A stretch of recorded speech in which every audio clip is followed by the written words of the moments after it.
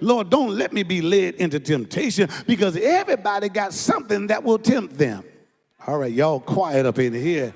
We got sanctified men, amen, think they so saved that a woman can't tempt him. He bragging about, I ain't got eyes for nobody but my wife. Ain't no woman ever tempted me. I ain't never been. I could walk on a beach down in South, what they call Miami, South, whatever they call it, down South Beach, Miami, and I can be the Lord and speak in tongues and won't even tempt me. I'm like, get up. So this is over off and on since 2002, really, to like 2018. I want to talk about something that's been trending lately.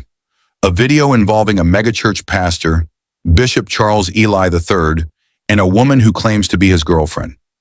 But before we get into what's happening now, let's rewind a bit. Some time ago, a video surfaced that caught a lot of people off guard. In it, Bishop Eli is seen on the pulpit in the middle of a service, and he appears to touch a woman in a way many found inappropriate. It was quick, but it didn't go unnoticed.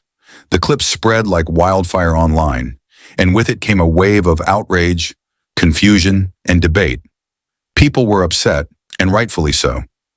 For many, the pulpit is a sacred place, and pastors are seen as spiritual leaders, role models. So when something like this happens, it feels like more than just a mistake. It feels like a breach of trust. Social media exploded with reactions. Some defended him, saying it was an honest error. Others didn't buy it, and some just wanted answers. Eventually, Bishop Eli addressed it. He apologized, said it was an accident, and that he meant no harm. And maybe that's true. Maybe it really was just an unfortunate moment caught on camera. But even with the apology, the conversation hasn't stopped. If anything, it's only deepened. By now, many of you have probably heard about the situation that's been unfolding online.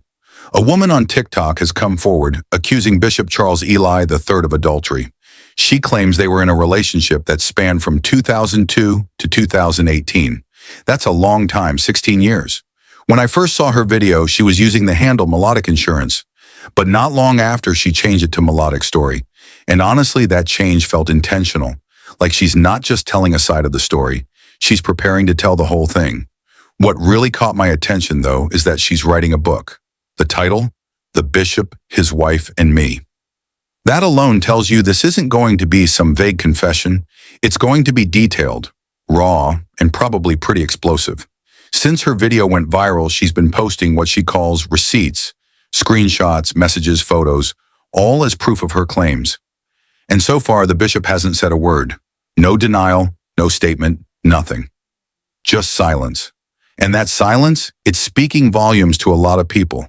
What's been really powerful, though, is the reaction from women in the Christian community. Because this isn't just gossip to them, it's disappointment. It's another crack in the image of someone they once respected. So let's take a moment to look at some of those comments. One of the comments from a Christian prophet who also happens to be a co-pastor of a church says, "My sister, this behavior is absolutely inexcusable. My question for you is, where was your level of discernment when it came to a man that is in covenant? Were you not convicted by way of the Holy Spirit?" Now, if you ask me, the man didn't respect his covenant. So if he didn't honor his vows, if he didn't respect that sacred commitment he made to his wife and to God, why should anyone else respect it? Another comment says, "Do you feel better? I'm curious as to why you want to go public. You repented, right? You don't know what he repented about. You were intentionally sleeping with a very married man and gained money, etc. You knew better. I don't have sympathy for this or you. You claim to not want to be messy, yet this is very messy. Unless God told you to expose it to the public, this should have been between you, him, and his wife. Go back and pray and continue to heal. This moment of fame is not it." Now you're going to see comments like this all over, right? People attacking her asking, "Didn't you know he was a married man? Didn't you know he was a pastor? Like, hold up, did he not know he was a married man before he asked her out?" I'm just saying there's this culture we have as Christians where we refuse to speak out about pastors we love. We don't want to talk bad about them. You know, we really don't like talking bad about church leaders, no matter what the evidence says. And I'm not just talking about this Bishop Charles situation, which, yes, is still technically alleged. I'm talking about a pattern. Just think back. Bishop Eddie Long, Reverend O. Jermaine Simmons. Remember him? The pastor who literally ran out of a house naked after getting caught with a church member's wife. And what happened? Nothing.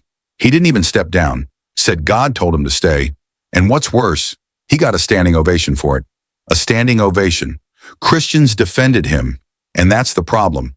These guys know we'll defend them, no matter what they do. That's why you see all the attacks on this woman coming forward now. People saying, didn't you know he was married? As if that cancels out the truth. As if that means she deserves the shame while he walks away untouched. That kind of thinking is dangerous. It sends a message. Do whatever you want, just don't get caught.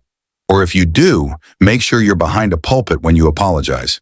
Say, God told me, and everything gets swept under the rug. And then people say, this should be between him, his wife, and the woman? Really? When you're a public figure, preaching righteousness from a pulpit, calling people to live godly lives, but behind closed doors, you're doing the exact opposite? That's not private anymore. That's public. That's accountability. You can't lead people while hiding sin. That's the whole point. Others need to learn from this, not to shame anyone, but to stop the cycle. She said she's sharing because God is healing her. She said it wasn't Bishop Eli who ended things. It was God. And maybe that's the beginning of real truth being brought into the light. Because God is healing her.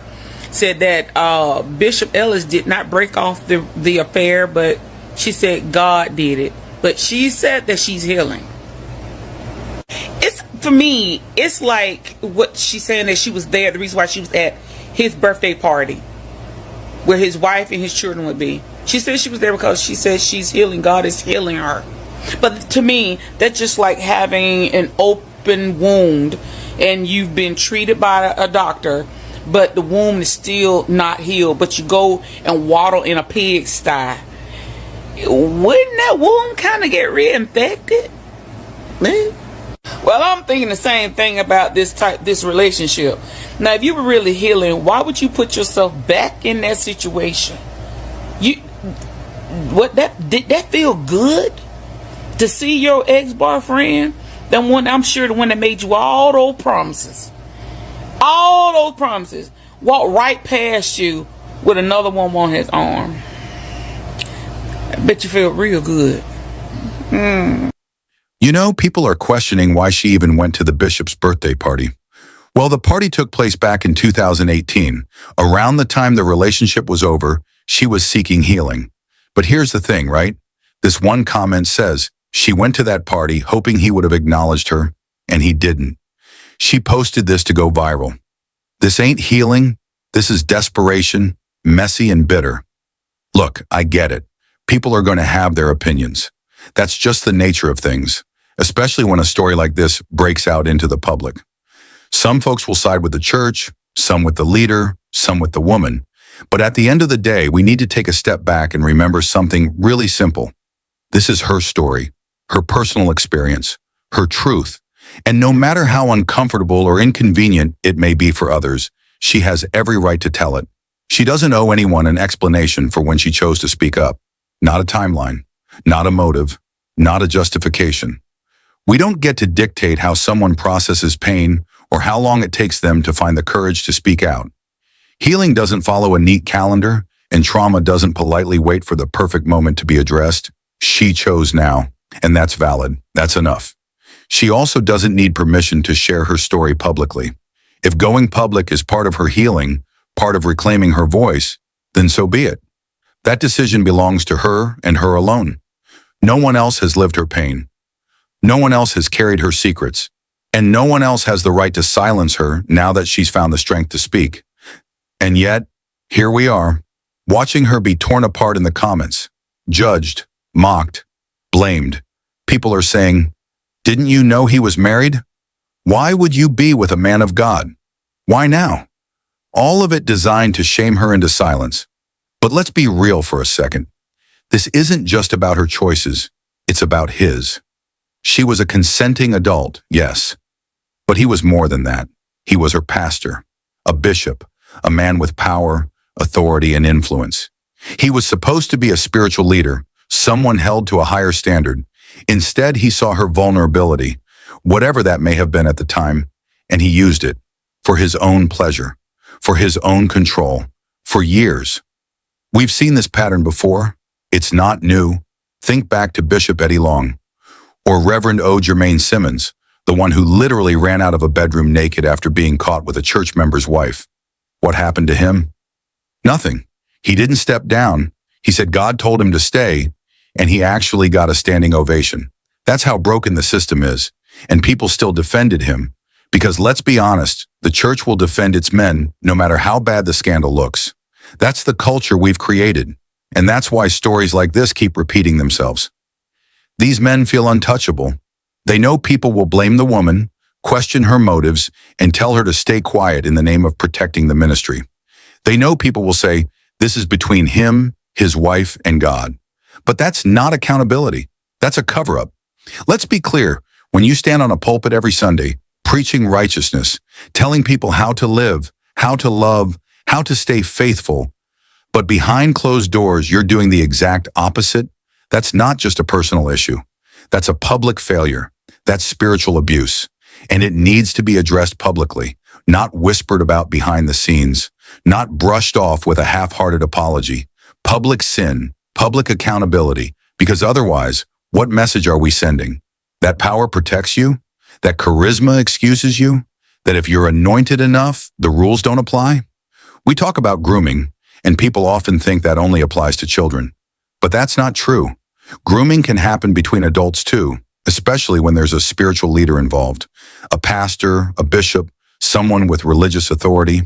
That kind of influence can manipulate someone slowly, subtly over time. Reputation over restoration, image over integrity. The church needs to stop being a place where accountability goes to die. Is you don't know everything. And everybody is not dealt the same cards. Some girls at a young age have that kind of common sense, and some girls don't. They have to learn, and hopefully they learn. Some women never learn. Some women will always compromise themselves for a couple of dollars, for some companionship, and so everybody has their own journey. The fact remains is that I grew, I learned, and I'm not making an excuse for it, but I am telling my story. Y'all not going to make me feel bad about telling my story. Y'all not going to guilt shame me. Y'all not going to blame me. Y'all not going to ridicule me, criticize me, ostracize me. Because it's the truth. And it's not to exploit anybody. But at the same time, did they exploit me? Did they think about my family? I don't think so. Why is it always about the man and his family and what he's risking? Didn't he risk that when he decided to do what he did? Yeah, so come off of me. Get off of me. And guess what? I'm not even blaming him because I understand spiritual things. I understand spiritual attacks. Spirits work through people to derail destiny. This is not new. This happens. But it's hard to have spiritual conversations with people that don't have a spiritual mind. So let's bring our understanding up. When you're 17 without a support system, when you're 18 without a support system, when you're 19 without a support system, when you're 20 without a support system, and then at 21, 22, you finally meet somebody that is a support system, you will hold on to them, married or not. I felt like he was my friend. But at the same time, he exploited my brokenness and my weakness and my need for support and to have a friend. He didn't have to do the things he did in the name of benevolence. He could have really just been a good spiritual father and not made it what it was. And you're right, it takes two, but at the same time, you should have knew he was wrong. You should have knew that was wrong. It take babies time to grow. Okay? So y'all chill out with all that. Chill out. To wrap this up, I just want to say something directly to the woman at the center of all this. The fault is not with you, and it's certainly not with his wife either. The responsibility lies with him. Full stop. He was the one in leadership. He was the one with the power, the influence, the spiritual authority. He knew exactly what he was doing. So don't carry the weight of other people's shame. Don't let the cruel comments, especially from other women, shake your truth.